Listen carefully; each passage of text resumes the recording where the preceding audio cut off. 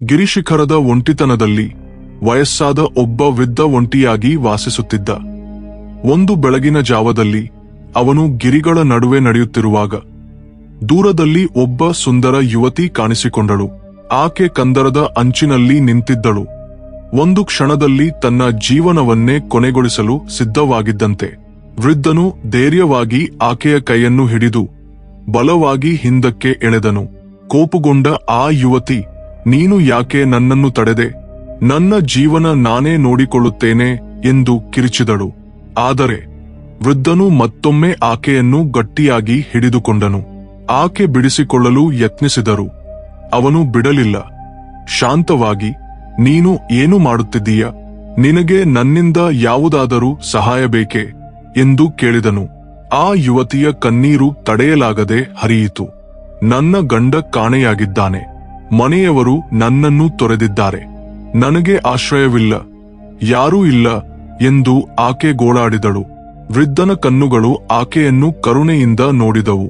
ಆಕೆಯ ಕೈಯನ್ನು ಗಟ್ಟಿಯಾಗಿ ಹಿಡಿದು, ನನ್ನೊಂದಿಗೆ ಬಾ ಎಂದನು. ಎಲ್ಲಿಗೆ ಎಂದು ಆಕೆ ಗೊಂದಲದಿಂದ ಕೇಳಿದಳು. ಆದರೆ ಅವನು ಉತ್ತರಿಸದೆ ಗಿರಿಗಳ ಮಾರ್ಗವಾಗಿ ಆಕೆಯನ್ನು ಕರೆದೊಯ್ದನು. ದಾರಿಯುದ್ದಕ್ಕೂ ಆಕೆ, ನಾವು ಎಲ್ಲಿಗೆ ಹೋಗುತ್ತಿದ್ದೇವೆ ಎಂದು ಕೇಳುತ್ತಲೇ ಇದ್ದಳು. ವೃದ್ಧನಿಂದ ಯಾವುದೇ ಉತ್ತರ ಬರಲಿಲ್ಲ. ಕೊನೆಗೆ ಒಂದು ಸಣ್ಣ ಮನೆಯ ಬಳಿಗೆ ತಲುಪಿದರು. ವೃದ್ಧನು ಆಕೆಯನ್ನು ಒಳಗೆ ಕರೆದೊಯ್ದು ಬಾಗಿಲಿಗೆ ಗಡಿಯಿಟ್ಟನು. ಆ ಯುವತಿಗೆ ಭಯವಾಯಿತು. ನೀನೇನು ಮಾಡುತ್ತಿದ್ದೀಯ? ಯಾಕೆ ಬಾಗಿಲನ್ನು ಮುಚ್ಚಿದೆ ಎಂದು ಆಕೆ ಪ್ರಶ್ನೆಗಳ ಸುರಿಮಳೆಗೆದಳು. ವೃದ್ಧನು ಆಕೆಯ ಕಡೆಗೆ ಒಮ್ಮೆ ನೋಡಿ ಗಡಿಯನ್ನು ತೆಗೆದು ಬಾಗಿಲನ್ನು ಮುಚ್ಚಿಕೊಂಡು ಹೊರಗೆ ಹೋದನು. ಆ ಯುವತಿ ಆಘಾತದಿಂದ ಬಾಗಿಲನ್ನು ಬಡಿಯಲಾರಂಭಿಸಿದಳು. ಯಾಕೆ ನನ್ನನ್ನು ಇಲ್ಲಿ ಬಂಧಿಸಿದ್ದೀಯ? ಎಲ್ಲಿಗೆ ಹೋಗುತ್ತಿದ್ದೀಯ ಎಂದು ಕೂಗುತ್ತಾ ಕೊನೆಗೆ ಕುಸಿದು ಬಿದ್ದಳು. ವೃದ್ಧನು ಗಿರಿಗಳ ಕಡೆಗೆ ನಡೆದು ಹೋದನು. ಆ ದಿನವೆಲ್ಲ ಆಕೆ ಒಂಟಿಯಾಗಿಯೇ ಇದ್ದಳು. ರಾತ್ರಿಯಾದಾಗ ಬಾಗಿಲು ತೆರೆಯುವ ಸದ್ದು ಕೇಳಿತು. ರೊಡಿ ಹೋಗಿ ಆಕೆ ವೃದ್ಧನನ್ನು ಕಂಡು, ಯಾಕೆ ನನ್ನನ್ನು ಇಲ್ಲಿಗೆ ಕರೆತಂದೆ? ತಾರ ಹಾಕಿ ಎಲ್ಲಿಗೆ ಹೋದೆ ಎಂದು ಕೇಳಿದಳು. ವೃದ್ಧನು ಆಕೆಯನ್ನು ಸಮಾಧಾನಪಡಿಸುತ್ತ, ನೀನು ಭಯಪಡಬೇಕಿಲ್ಲ. ಇಂದಿನಿಂದ ಈ ಮನೆಯನ್ನು ನಿನ್ನದೆಂದು ಭಾವಿಸು. ನೀನು ನನ್ನೊಂದಿಗೆ ಇರಬಹುದು, ಎಲ್ಲಿಯೂ ಹೋಗಬೇಕಿಲ್ಲ ಎಂದನು. ಅವನು ಮಾತನಾಡುವಾಗ ಅವನ ಕಣ್ಣುಗಳಲ್ಲಿ ಒಂದು ವಿಶೇಷ ಹೊಳಪು ಕಾಣಿಸಿತು. ಆಕೆಗೆ ಏನೋ ರಹಸ್ಯವನ್ನು ಹೇಳಲು ಅವನು ತವಕಪಡುತ್ತಿದ್ದನೋ ಎಂಬಂತೆ ತೋರಿತು. ಆದರೆ ಆಕೆ ಅನುಮಾನದಿಂದ, ನಾನು ಇಲ್ಲಿ ಯಾಕೆ ಇರಬೇಕು? ನೀನು ಯಾಕೆ ನನ್ನನ್ನು ಇಷ್ಟೊಂದು ಕಾಳಜಿಯಿಂದ ನೋಡಿಕೊಳ್ಳಲು ಬಯಸುತ್ತೀಯ ಎಂದು ಕೇಳಿದಳು. ಹೇಳುತ್ತೇನೆ, ಆದರೆ ಈಗಲ್ಲ, ನಂತರ ಎಂದು ಅವನು ಉತ್ತರಿಸಿದನು. ಆಕೆಗೆ ಒಂದು ಹಾಸಿಗೆಯನ್ನು ತೋರಿಸಿ, ಇಲ್ಲಿ ಮಲಗು ಎಂದನು. ಆಕೆ ಮಲಗಿ ನಿದ್ದೆಗೆ ಜಾರಿದಳು. ವೃದ್ಧನಿಗೆ ನಿದ್ದೆ ಬರಲಿಲ್ಲ. ಆ ಯುವತಿಯ ಬಗ್ಗೆ ಆಲೋಚಿಸಿದನು. ಇಷ್ಟೊಂದು ಸುಂದರವಾದ, ಮುಗ್ಧವಾದ ಆಕೆಗೆ ಎಂತಹ ಕಷ್ಟ ಬಂದಿತು ಎಂದುಕೊಂಡನು. ಮರುದಿನ ಬೆಳಗ್ಗೆ ಆಕೆಯ ಮುಖವನ್ನು ತದನಕ್ಕೆ ನೋಡುತ್ತಾ ನಿಂತಿದ್ದನು. ಆಕೆ ಎಚ್ಚರವಾಗಿ ಕಣ್ಣು ತೆರೆದಾಗ ವೃದ್ಧನನ್ನು ಕಂಡಳು. ಆದರೆ ಅವನು ಏನೂ ಮಾತನಾಡದೆ ಹೊರಗೆ ಹೋದನು. ಆ ದಿನವೆಲ್ಲ ಆಕೆ ಮನೆಯೊಳಗೆ ಇದ್ದಳು. ರಾತ್ರಿಯಾದಾಗ ವೃದ್ಧನು ಮರಳಿದನು. ಆಕೆ ಕೋಪದಿಂದ, ನೀನು ದಿನವಿಡೀ ನನ್ನನ್ನು ಇಲ್ಲಿ ಬಂಧಿಸಿಟ್ಟು ಏನೂ ಹೇಳದೆ ಹೋಗುತ್ತೀಯ ಎಂದು ಕಿರಿಚಿದಳು. ಕಾಳಜಿ ಮಾಡಬೇಡ, ಒಂದು ಕೆಲಸವನ್ನು ಮುಗಿಸಲು ಹೋಗಿದ್ದೆ ಎಂದನು. ಆಕೆ ಆಶ್ಚರ್ಯದಿಂದ, ಯಾವ ಕೆಲಸ ಎಂದು ಕೇಳಿದಳು. ಆದರೆ ಅವನು ಉತ್ತರಿಸದೆ ಮಲಗು ಎಂದು ಮಾತ್ರ ಹೇಳಿದನು. ಆ ರಾತ್ರಿ ಆಕೆ ಮಲಗಿದಳು. ಆದರೆ ವೃದ್ಧನಿಗೆ ನಿದ್ದೆ ಬರಲಿಲ್ಲ. ಮಧ್ಯರಾತ್ರಿಯಲ್ಲಿ ಆಕೆಯ ಮುಖವನ್ನು ನೋಡುತ್ತಾ ಕೆಲವು ಮಂತ್ರಗಳನ್ನು ಜಪಿಸಿ ಭಸ್ಮವನ್ನು ಊದಿದನು. ಆಕೆ ಎಚ್ಚರವಾಗಿ ಕದಲಿದಾಗ ಅವನು ಮಲಗಿಕೊಂಡನು. ನಾಳೆ ಈಕೆಯನ್ನು ಗಿರಿಶಿಖರಕ್ಕೆ ಕರೆದೊಯ್ಯಬೇಕು. ನನ್ನ ಕೋರಿಕೆ ಈಡೇರಲಿದೆ ಎಂದುಕೊಂಡನು. ಮರುದಿನ ಆಕೆಯನ್ನು ಎಬ್ಬಿಸಿ, ಇಲ್ಲಿ ನಿನಗೆ ಬೇಸರವಾಗುತ್ತಿದೆಯಲ್ಲ, ನನ್ನೊಂದಿಗೆ ಬಾ, ಒಂದು ಕಡೆಗೆ ಕರೆದೊಯ್ಯುತ್ತೇನೆ ಎಂದನು. ಆಕೆ ಏನನ್ನೂ ಹೇಳುವ ಮೊದಲೇ ಅವನು ಆಕೆಯ ಕೈಯನ್ನು ಹಿಡಿದು ಗಿರಿಗಳ ಕಡೆಗೆ ನಡೆದನು. ಒಂದು ಸ್ಥಳವನ್ನು ತೋರಿಸಿ, ನೀನು ಇಲ್ಲಿ ಮಲಗು, ನಾನು ಈಗ ಬರುತ್ತೇನೆ ಎಂದನು. ನೀನು ಎಲ್ಲಿಗೆ ಹೋಗುತ್ತೀಯ ಯಾಕೆ ಇಲ್ಲಿ ಮಲಗಲು ಹೇಳುತ್ತೀಯ ಎಂದು ಆಕೆ ಕೇಳಿದಳು. ನೀನು ದಣಿದಿದ್ದೀಯ, ಆದ್ದರಿಂದ ಇಲ್ಲಿ ಮಲಗು, ಕೈಕಾಲುಗಳನ್ನು ಚಾಚಿಕೋ ಎಂದನು. ಆಕೆಗೆ ವಿಚಿತ್ರವೆನಿಸಿದರು. ಏನೂ ಹೇಳದೆ ಮಲಗಿದಳು. ಕಣ್ಣುಗಳನ್ನು ಮುಚ್ಚಿಕೋ ಎಂದನು.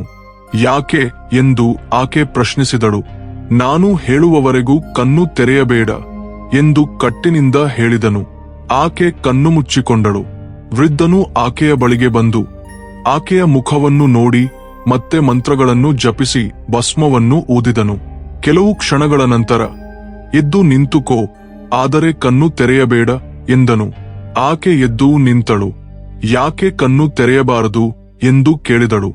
ನಾನು ಹೇಳುವವರೆಗೂ ತೆರೆಯಬೇಡ ಎಂದನು. ಆಕೆ ಗಿರಿಶಿಖರದ ಮೇಲೆ ಒಂಟಿಯಾಗಿ ನಿಂತಿದ್ದಳು. ಕಣ್ಣು ತೆರೆಯಲೇ ಎಂದು ಕೇಳಿದಳು.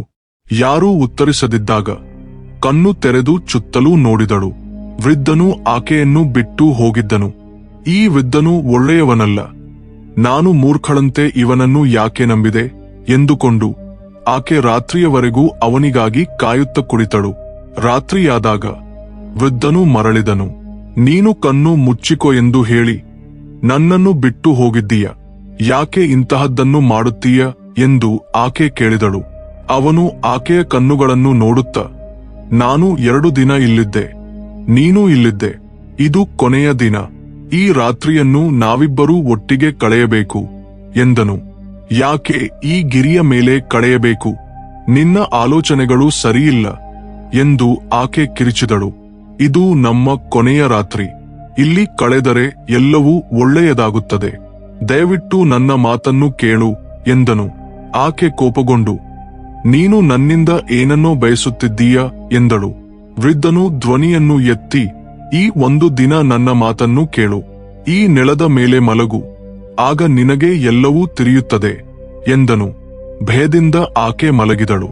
ವೃದ್ಧನು ಆಕೆಯ ಪಕ್ಕದಲ್ಲೇ ಮಲಗಿದನು. ಸೂರ್ಯೋದಯವಾದಾಗ ಅವನು ಭಸ್ಮವನ್ನು ಊದಿದನು. ಆಕೆಯನ್ನು ಎಬ್ಬಿಸಿ, ಕಣ್ಣು ಮುಚ್ಚಿಕೋ, ತೆರೆಯಬೇಡ ಎಂದನು. 2 ಬಾರಿ ಇಂತಹದ್ದೇ ಹೇಳಿ, ನೀನು ನನ್ನನ್ನು ಬಿಟ್ಟು ಹೋಗಿದ್ದೀಯ ಎಂದಳು. ಈ ಬಾರಿ ಹಾಗೆ ಆಗುವುದಿಲ್ಲ, ಕಣ್ಣು ಮುಚ್ಚಿಕೋ ಎಂದು ಹೇಳಿ ಆಕೆಯ ಕಣ್ಣುಗಳನ್ನು ತನ್ನ ಕೈಯಿಂದ ಮುಚ್ಚಿದನು. ಆಕೆಯ ಹೃದಯ ಸೇಂಕರಿಸಿತು. ಗಿರಿಶಿಖರದಲ್ಲಿ ಆಕೆಯು ವೃದ್ಧನು ಮಾತ್ರ ಇದ್ದರು. ಯಾರದು, ಏನು ಮಾಡುತ್ತಿದ್ದೀಯ ಎಂದು ಕೇಳುತ್ತ ಕೈಯನ್ನು ತೆಗೆದು ಕಣ್ಣು ತೆರೆದು ಹಿಂದೆ ತಿರುಗಿದಳು. ಆಶ್ಚರ್ಯ, ವೃದ್ಧನಿಲ್ಲ, ಅದರ ಬದಲಿಗೆ ಅಲ್ಲಿ ಆಕೆಯ ಗಂಡನಿದ್ದನು. ಗಂಡನನ್ನು ಕಂಡ ಆನಂದದಲ್ಲಿ ಆಕೆ ಕಣ್ಣೀರಿನೊಂದಿಗೆ ಓಡಿ ಹೋಗಿ ಅವನನ್ನು ತಬ್ಬಿಕೊಂಡಳು. ನೀನು ಇಲ್ಲಿಗೆ ಹೇಗೆ ಬಂದೆ, ನಿನಗಾಗಿ ಎಷ್ಟು ಹುಡುಕಿದೆ ಗೊತ್ತೇ ಎಂದು ಪ್ರಶ್ನೆಗಳನ್ನು ಕೇಳುತ್ತಲೇ ಇದ್ದಳು. ಆಗ ಆಕೆಗೆ ವೃದ್ಧನ ನೆನಪಾಯಿತು. ಆ ವೃದ್ಧ ಎಲ್ಲಿಗೆ ಹೋದ, ಅವನು ನಿನಗೆ ಗೊತ್ತೇ, ಅವನೇ ನಿನ್ನನ್ನು ಇಲ್ಲಿಗೆ ಕರೆತಂದನೆ ಎಂದು ಕೇಳಿದಳು. ಗಂಡನು ಆಕೆಯ ಕೈಯನ್ನು ಹಿಡಿದು, ನನ್ನೊಂದಿಗೆ ಬಾ ಎಂದು ವೃದ್ಧನ ಮನೆಗೆ ಕರೆದೊಯ್ದನು. ಈ ವೃದ್ಧನ ಮನೆಗೆ ಯಾಕೆ ಮತ್ತೆ ಕರೆತಂದೆ ಎಂದು ಆಕೆ ಕೇಳಿದಳು. ನಾನು ಈ ಹಿಂದೆಯೂ ಇಲ್ಲೇ ಇದ್ದೆ, ನೀನು ಇಲ್ಲೇ ಇದ್ದೆ ಎಂದನು.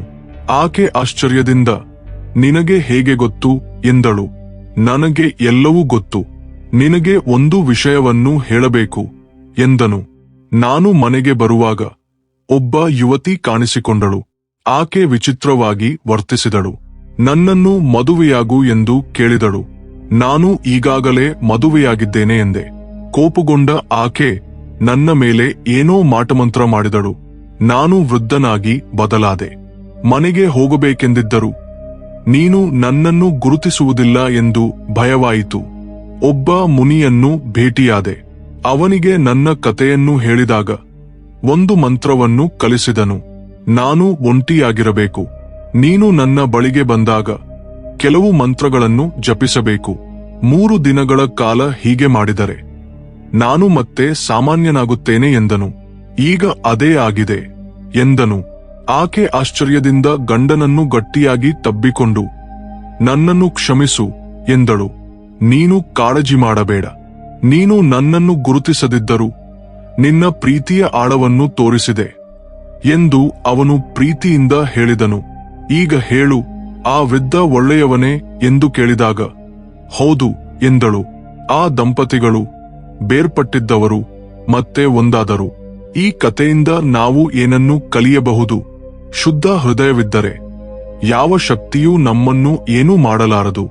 ವೃದ್ಧನು ಹೇಳಿದಂತೆ ಒಳ್ಳೆಯತನದಿಂದ ನಿಷ್ಠೆಯಿಂದ ಇದ್ದರೆ ಜೀವನವನ್ನು ಮತ್ತೆ ಪಡೆಯಬಹುದು. ಪ್ರತಿಯೊಬ್ಬರ ಹಿಂದೂ ಒಂದು ಕಥೆಯಿರುತ್ತದೆ. ಯಾರನ್ನಾದರೂ ಒಮ್ಮೆಗೆ ತೀರ್ಮಾನಿಸಬಾರದು. ಪ್ರತಿ ಕಷ್ಟದ ಹಿಂದೂ ಒಂದು ಪರೀಕ್ಷೆ ಇರುತ್ತದೆ. ಆ ಕಷ್ಟವು ನಿಧಾನವಾಗಿ ಬಿಡುಗಡೆಯಾಗುತ್ತದೆ. ಈ ಕತೆ ನಿಮ್ಗೆ ಹೇಗೆನಿಸಿತು? ನಿಮ್ಮ ಅಭಿಪ್ರಾಯವನ್ನು ತಿಳಿಸಿ.